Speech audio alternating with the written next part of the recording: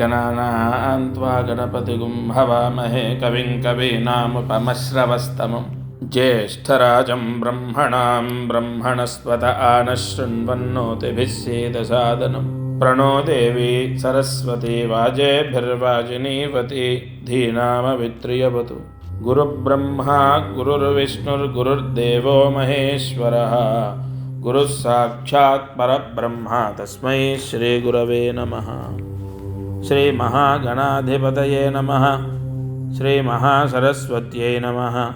श्रीगुरुभ्यो नमः। हरिः ओम्। मारुति अनुग्रहं प्रारम्भः।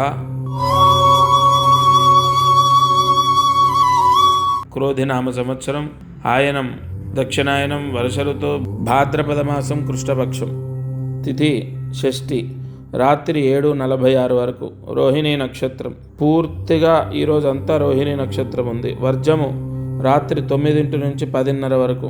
వారం సోమవారం. వార దుర్ముహూర్తం మధ్యాహ్నం 12:30 నుండి 1:30 వరకు. ఈరోజు రాహుకాలము ఉదయం 7:30 నుండి 9 గంటల వరకు. యమగండం ఉదయం 10:30 నుండి 12 గంటల వరకు.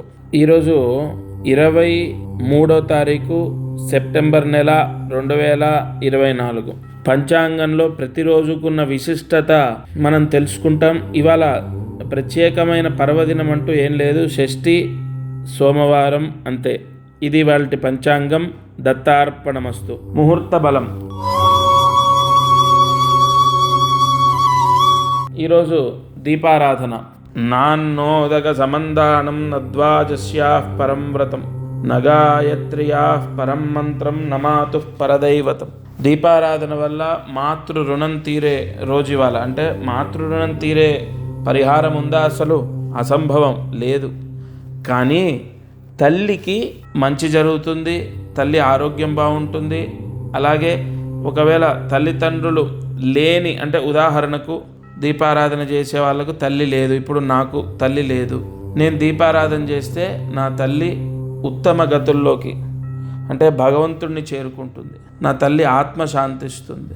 తల్లి రుణము తీరనిది, అసంభవం. నాన్నోదక సమందానం నద్వాజస్యాః పరం వ్రతం నగాయత్ర్యాః పరం మంత్రం నమాతుః పరదైవతం. మాతృ దేవత రుణం తీరడం అసంభవం. కానీ మనము ఒక ఆశ ఎట్లుంటుందంటే నా అమ్మ బాగుండాలి, నాన్న బాగుండాలని కోరుకుంటుంటాం కదా. అలాంటిదే ఈ పరిహారం కూడా. ఈరోజు సాయంకాలం 4 గంటల నుంచి రాత్రి 9 గంటల మధ్యలో, సాయంత్రం 4 నుంచి రాత్రి 9 మధ్యలో నువ్వుల నూనెతో 3 ఒత్తులు ఒక ఒత్తిగా చేసి నువ్వుల నూనెతో దీపాన్ని వెలిగించాలి.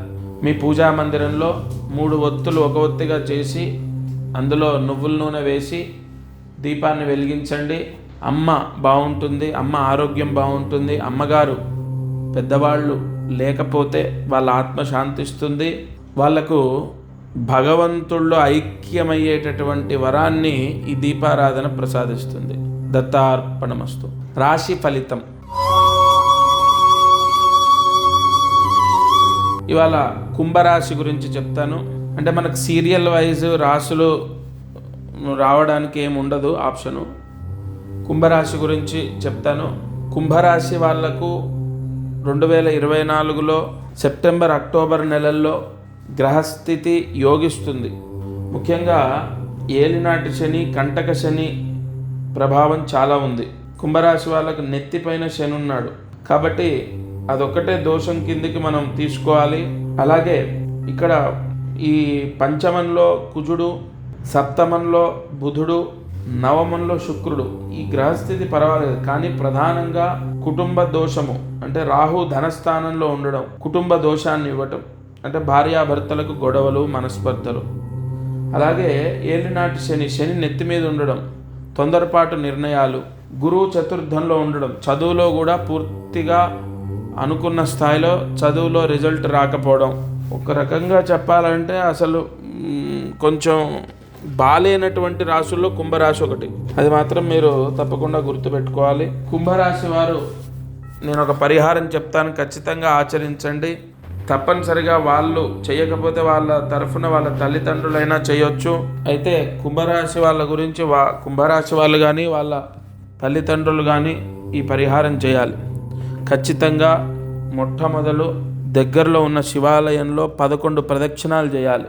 ప్రతి మాస శివరాత్రి 3 నెలలు అభిషేకం చేయించాలి. ప్రతి మాస శివరాత్రి 3 నెలల పాటు అభిషేకం ఖచ్చితంగా చేయించాలి. కుంభరాశి ఎవరిదైతే వాళ్ళ పేరుతోని వాళ్ళ గోత్రము వాళ్ళ ఇంటి పేరు చదువుకొని తప్పకుండా వాళ్ళ పేరుతోని 3 నెలల పాటు రుద్రాభిషేకం శివాలయంలో చేపించాలి. ఈ పరిహారము కుంభరాశి వాళ్ళు చేసుకోవడం ద్వారా వాళ్లకు గ్రహ శాంతి జరుగుతుంది. ఏలినాటి శని, అలాగే గురు చతుర్థ స్థాన దోషము, రాహు కుటుంబ స్థాన దోషము ఇవన్నీ కూడా తగ్గుతాయి. వాళ్ళకు మనశ్శాంతి లభిస్తుంది, ఆరోగ్యం బాగుంటుంది, చదువు రావడము, ధనయోగం కలగడం ఇత్యాది శుభ ఫలితాలు లభిస్తాయి.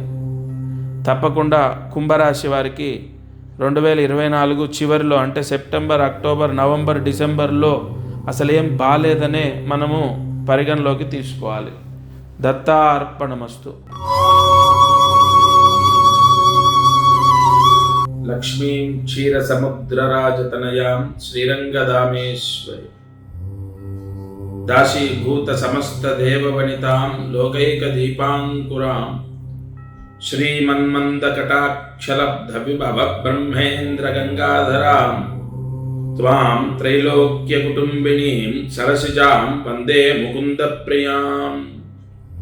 యా దేవీ సర్వభూతేషు బ్రహ్మాండ రూపేణ సంస్థితా నమస్తస్యై నమస్తస్యై నమస్తస్యై నమో నమః.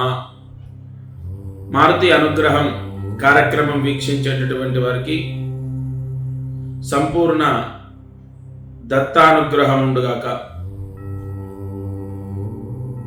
విజయదశమి మనము కొన్ని సంవత్సరాలుగా కాదు మనము, మన తల్లిదండ్రులు, వాళ్ళ తల్లిదండ్రులు, పూర్వీకులు కొన్ని వందల సంవత్సరాలుగా ఒక పెద్ద పండుగలో ఒకటి అని జరుపుకుంటున్నటువంటి వేడుక. అయితే ఈ గ్రహ దోషాల వల్ల, కర్మపీడ వల్ల, నాగదోషం వల్ల, సర్ప పీడల వల్ల కొన్ని బాధలు, అరిష్ట శాపాలు, దోషాలు మనం అనుభవిస్తాం.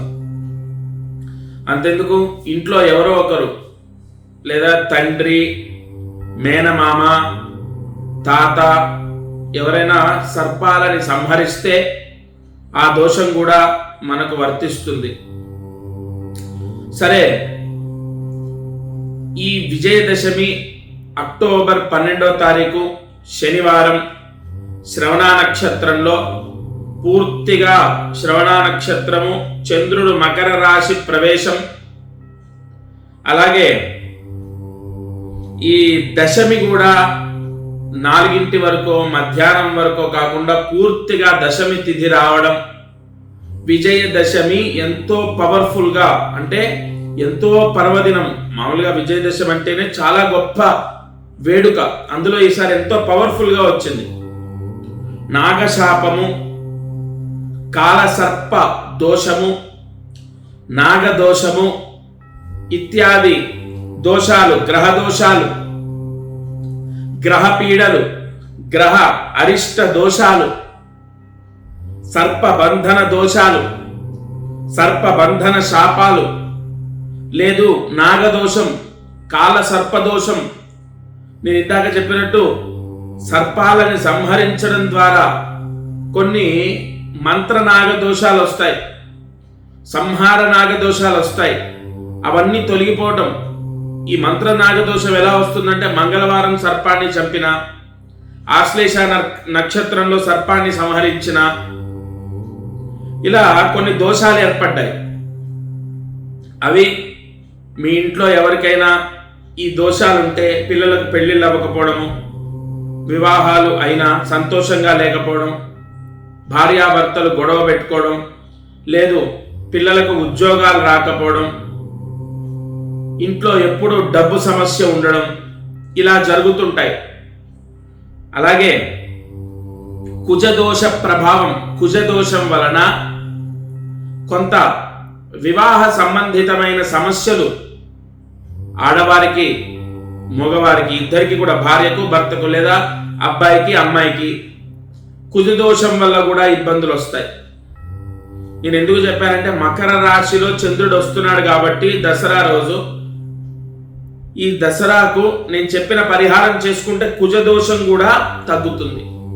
అలాగే శనివారం కావడం చేత శని దోషం, చాలా మందికి అనారోగ్య సమస్యలన్నీ కూడా ఒళ్ళు నొప్పులు, కాళ్ళ నొప్పులు, లేదంటే అనారోగ్య సమస్యలు, దీర్ఘకాల వ్యాధులు శనిగ్రహం వల్ల వస్తూ ఉంటాయి.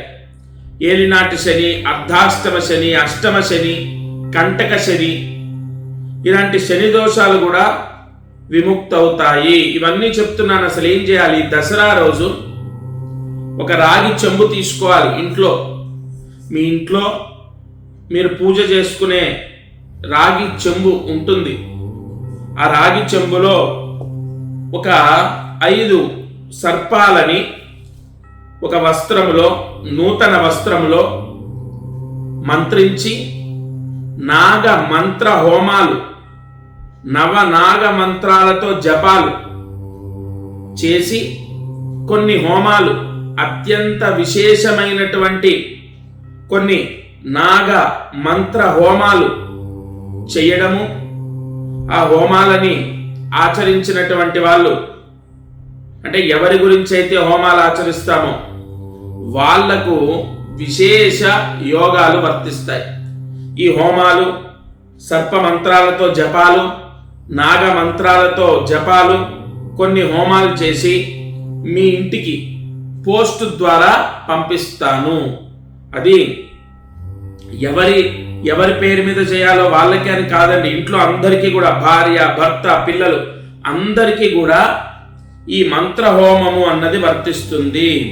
ఇంట్లో భార్య పేరు మీద, భర్త పేరు మీద, పిల్లల పేరు మీద మూల మంత్రాలతో హోమం జరిపించేటప్పుడు వాళ్ళ గోత్రం ఉంటుంది. ఇక్కడ ఏ వంశానికైతే దోషం ఉందో ఆ వంశ దోషం పోవడానికి గోత్రం ఉంటుంది. ఆ గోత్రముతో వాళ్ళ ఇంట్లో వాళ్ళ పేర్లతో, వాళ్ళ ఇంటి పేరుతో పూజలు హోమాలు జరిగినప్పుడు పిల్లలకు దోషాలు పోతాయి. పిల్లలు చెప్పిన మాట వింటారు. ఇంట్లో గొడవలు, చికాకులు పోతాయి. ఇంట్లో డబ్బు నిలుస్తుంది. ఆర్థిక సమస్యలు తొలగిపోతాయి. రావాల్సిన డబ్బు వస్తుంది. ముఖ్యంగా పిల్లలకు ఉద్యోగాలు రావటం, వివాహాలు అవ్వటం, ఇవన్నీ ఏ ధైర్యంతో చెప్తున్నానో తెలుసా? విజయదశమి అమ్మవారి అనుగ్రహం. నేను మంత్రం చదివి మొదలుపెట్టా. యాదేవి సర్వభూతేషు బ్రహ్మాండ రూపేణ సంస్థిత.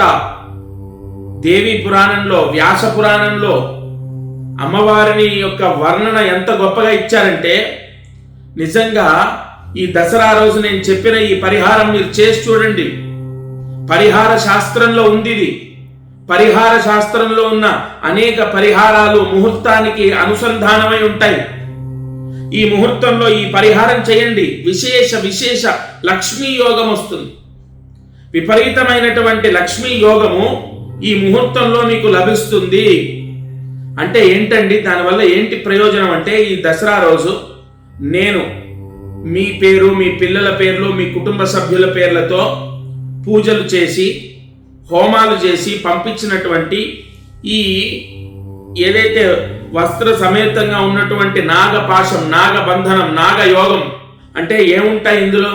5 రాగి సర్పాలు ఉంటాయి. యజ్ఞేశ్వరుడికి ఇప్పుడు నేను చెప్పేది కాదు, మీరు అనాదిగా చూడండి, హోమంలో పూర్ణాహుతిలో రాగి నాణ్యాలు వేస్తారు.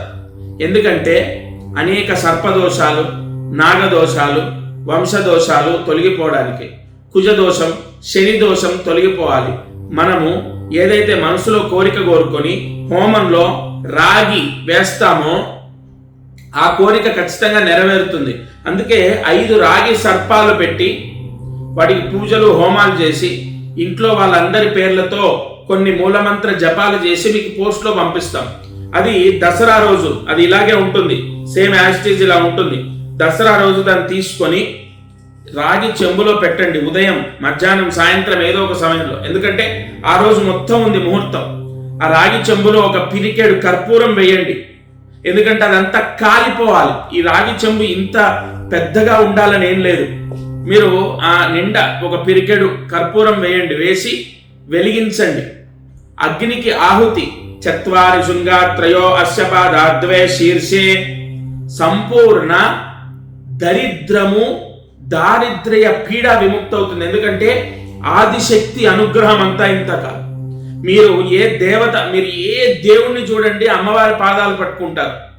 అమ్మవారి మంత్ర ప్రయోగము ఈ దసరా రోజు ఈ పరిహారం ఏ ఇంట్లో జరుగుతుందో, అది అద్దిల్లు కానీ సొంతిల్లు కానీ ఆ ఇంట్లో వాళ్ళు, ఎందుకంటే ఇక్కడ మేము పూజలు చేసేది అందరికీ సామూహికంగా పూజ చేయించడం కాదు, సపరేట్గా మీకు సంబంధించి మీ పూజ మీకు ప్రత్యేకంగా 5 రోజులు చేసే పంపిస్తారు.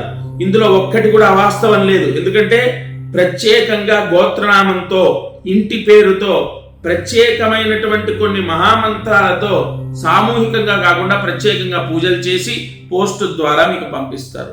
అది సొంతింట్లో చేసినా అద్దింట్లో చేసినా ఎవరి పేరు మీద పూజ చేస్తే వాళ్ళకే కాపాడబడుతుంది. అబ్బాయికి ఉద్యోగం రావాలి, వస్తుంది. లేదా అమ్మాయికి వివాహం అవ్వాలి, అవుతుంది. మంచి సంబంధం వచ్చి వివాహం అవుతుంది. లేదు ఏదైనా ఎంతో కాలంగా భగవంతుణ్ణి లేదా అమ్మవారిని వేడుకుంటున్నారు, ఒక కోరిక నెరవేరట్లే, ఆ కోరిక నెరవేరుతుంది. ఇలా ఒకటి కాదు. నేనేదో మిమ్మల్ని కన్విన్స్ చేయడానికి నేను చెప్పట్లేదమ్మా. మీ మనసుకు మీరు ప్రశ్నించండి. నేను చెప్పింది ధర్మం అయితే, నిజంగా ఆదిశక్తి అనుగ్రహం, దసరా అన్నది ఎంత పవర్ఫుల్లో, నవరాత్రులు ఎంత పవర్ఫుల్లో మీకు తెలుసు. ఆ ముహూర్తంలో శనివారం విశేషమైనటువంటి నక్షత్ర యోగం అన్నది ఉన్నది సత్యమే, మీకు తెలిసిందే. మీరు ప్రశ్నించుకోండి మీ మనసుని.